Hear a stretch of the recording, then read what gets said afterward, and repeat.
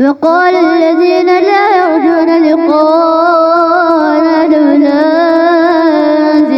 لولا أنزل علينا الملائكة أو نرى ربنا لقد استكبروا في أنفسهم وعدا عتوا كبيرا. السلام علیکم ورحمۃ اللہ وبرکاتہ. الحمد للہ وکفی والصلاۃ والسلام علی من لا نبی بعد. اما بعد فاعوذ باللہ من الشیطان الرجیم. بسم اللہ الرحمن الرحیم. قرآن حکیم کے 19ویں پارہ میں اللہ رب العالمین نے 4 انتہائی اہم نکات بیان فرمائے ہیں. نمبر 1، محنت برباد. نبی مکرم علیہ الصلوۃ والسلام نے اس کی مزید وضاحت فرمائی. تنہائی میں حرام کام کرنے والا تہامہ پہاڑ جتنی نیکیاں بھی رکھتا ہو تو برباد کر لیتا ہے. غرض کہ اس کی محنتیں، مشقتیں، عبادتیں، روزہ، حج، عمرہ، زکوٰۃ، وہ ساری کی ساری محنت، مشقت وہ برباد ہو جاتی ہے.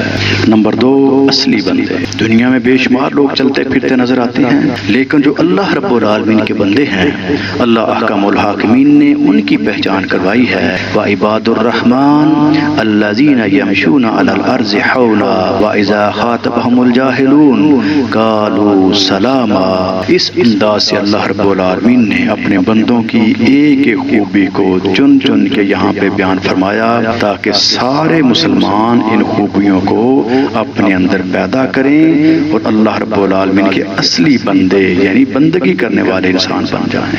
نمبر 3، کی برائی بنی اچھائی.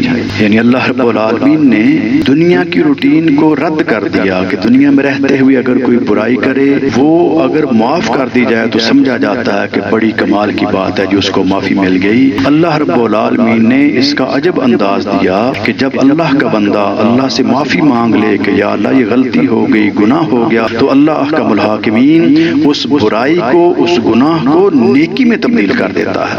نمبر 4، میری خوبی. عام طور پہ معاشرہ میں یہ بہت بڑا فیکٹر ہے. جو بھی کوئی بڑا کام کرے یا اچھا کام کرے وہ کہتا جی میں نے یہ کیا، یہ میری خوبی ہے.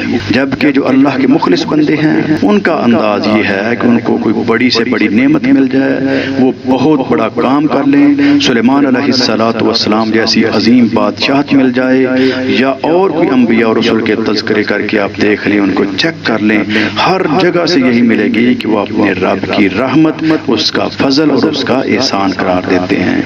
جبکہ قارون اور دیگر بڑے بڑے جو فرعون جیسے ہیں ان کو دیکھیں گے تو وہ تکبر کرتے ہوئے نظر آئیں گے کہ جی یہ میری خوبی ہے. تو ہمیں اس چیز کی بھی اصلاح کرنی چاہیے اور اللہ رب العالمین کی نعمتوں پر اللہ کا شکر ادا کرنا چاہیے اور ہر قسم کے تکبر سے محفوظ ہونے کی کوشش کرنی چاہیے. اللہ رب العالمین ہمیں قرآن حکیم پر واقعات عمل کرنے کی توفیق عطا فرمائے.